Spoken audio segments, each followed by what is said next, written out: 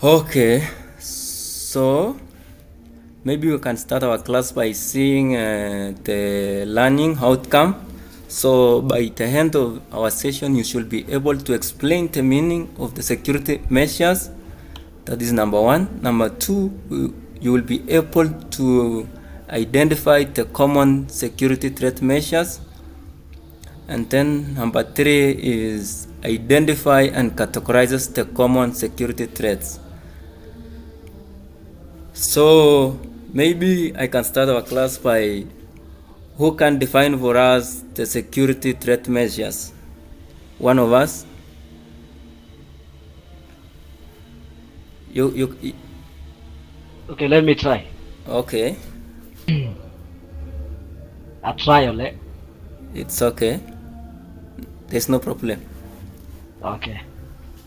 So I can say security threat measures is actually actions, tools, and protocols designed to identify, mitigate, or prevent threats that could compromise confidentiality. I think that is my opinion. Yeah, your point of view is not bad. You have tried. That is good. Thank you. You can. Are you able to see that one of mine? Security measures refer to the steps and action taken to protect information, systems, and assets from various security threats, including unauthorized access, data breaches, malware attacks, and other forms of cybercrimes. These measures encompass a range of strategies, technologies, policies, procedures designed to mitigate risk and safeguard critical resources from harm and compromises. Let us move on swiftly. Now, the types of security threats. We have the common types of security threat measures. Maybe one of us can give us some, or maybe the two of us.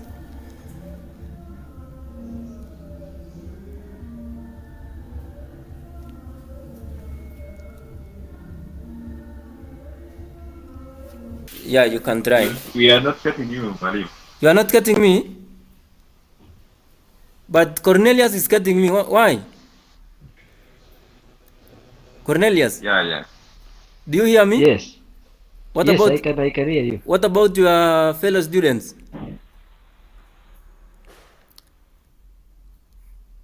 Jerono? We can now hear you.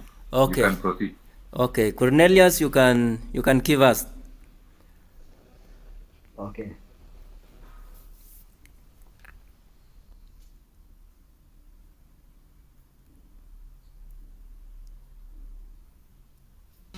The common security measures. I think the first one is firewalls.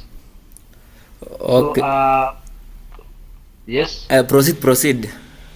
Yeah. Actually, these are devices or software that filter incoming and outgoing network traffic to block malicious activity.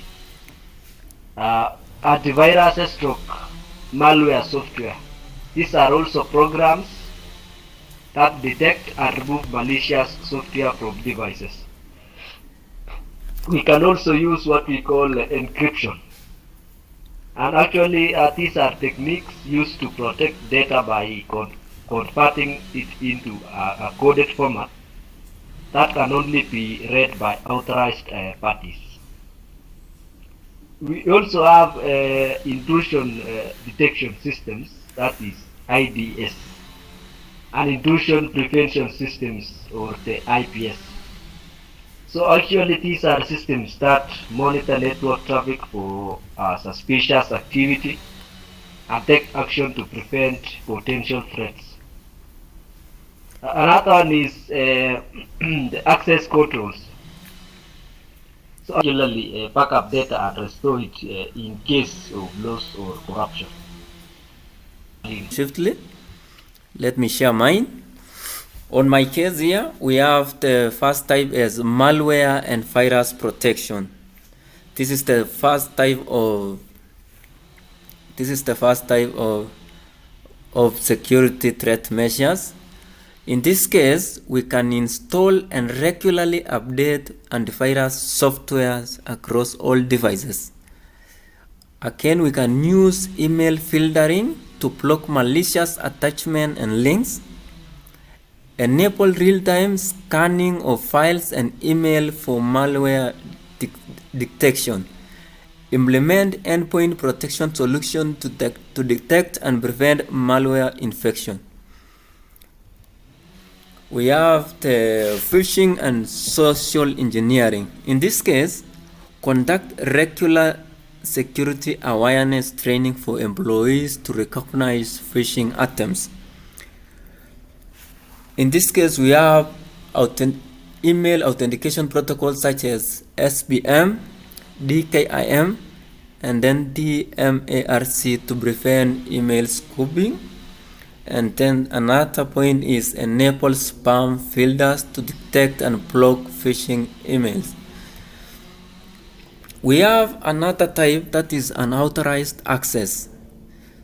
In this case, you can enforce a strong password policies, such as including password complexity requirement and regular password changes to ensure that no one is accessing your details. Another thing, you can implement least privilege access control to restrict or regulate user access to only necessary resources. Another thing is implement network segmentation to limit access to sensitive system and data. That is now the points of unauthorized access. We have another one that is data breaches. In this case, critical data and encrypt sensitive data both are set and in transit to protect against unauthorized access. In these data breaches, we can implement data loss prevention solution to monitor and prevent the unauthorized transmission. Another one is we can do the normal regularly backup to implement a robust data backup and recovery procedures or steps. We have another one, what is called distributed denial of service. It is normally acronym as DDoS. In this case, you can implement solutions such as rate limiting, traffic filtering, and IP blacklisting. You can again monitor network traffic for anomalies and suspicious patterns. You can establish incident response plan to quickly mitigate the impact of this attack and restore the service availability to its originality. We have another one that is the physical security threat measures. Physical security threat measures. In this case, you can implement access control such as keycard access system and biometric authentication to restrict physical access to sensitive areas. You can install surveillance cameras, alarms to monitor and tutor unauthorized access. You can conduct regular physical security audit and assessment to identify and address the vulnerabilities in physical security measures. Let us now go to our last subtopic, identification and categorization of security control measures. When we talk about this, about identification and categorization, we involves aligning security practices with legal requirement and regulation specific to the jurisdiction in which an organization operates. Yeah, you can see the definition on my screen. So I want one of us now to give us this categorization of security control measures. Who can do that for us? In the last subtopic,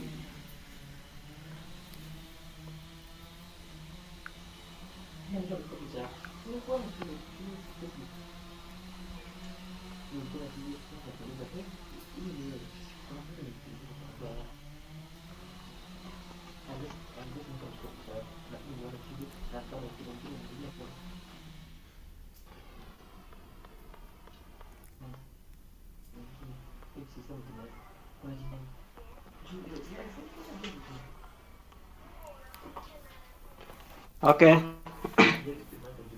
Hope you are able to hear me. yeah, I do.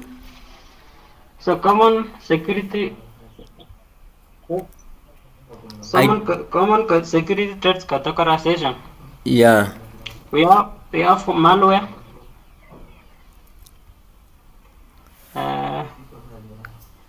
These are viruses or malicious programs that attach themselves to legitimate software and spread to other files and programs. Under this category, we have Trojan horses, which are malicious software disguised as legitimate software to trick users into installing it. We have spyware, which are the softwares that secretly monitors and collects user information. Under this category, we also have social engineering. And under this engineering, we have phishing,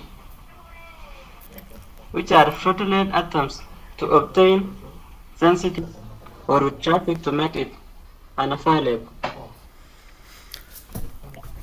okay, that We is have distributed denial of service, are similar to denial of service, but the attack comes from multiple sources.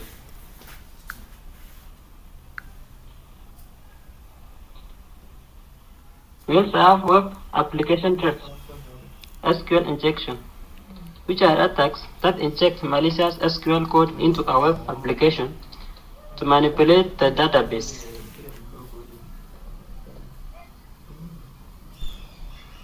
We also have insider threats, malicious insiders, which employs or contractors who intentionally harm the organization. Threats. An organization should implement appropriate security training and measures to protect against attacks. Thank you, sir. okay. On my case, the first categorization, I have what we call data protection laws. In this case, we have access control and data breach notification. In access control, we have implement access controls and user authentication mechanism to ensure that only authorized individual can access and process personal data. Another, that is data breach notification, we have established procedures for promptly notifying relevant authorities and affected individuals in the event of a data breach as required by data protection laws. We have cybersecurity regulation. In cybersecurity regulation, we have network security and vulnerability management. In network security, we have to implement firewalls, intrusion detection systems, that is IDS, and intrusion prevention system, IPS, to protect against unauthorized access and cyber attacks. In vulnerability management, we can conduct regular vulnerability assessments and batch management to address security vulnerability and comply with the cybersecurity standard regulation. We have the intellectual property laws. In this case, you can implement access control to protect individual property assets such as trade secrets, proprietary information from unauthorized access or disclosure. We have data loss prevention. This one can give us a solution to monitor and prevent the unauthorized transmission of sensitive information, including IB and outside the organization. And then we have the last one, contractual obligation. In this case, we have what we call service legal agreement and third-party risk management. In service level agreements, we have to ensure that security controls are implemented and maintained in accordance with contractual obligation, including SLAs with customers or service providers. We have third-party risk management. In this case, you can implement security control to manage and mitigate risk associated with third-party vendors and service providers as required by the contractual agreement. We have come to an end of our class. Thank you, everyone. You can now leave. Thank you.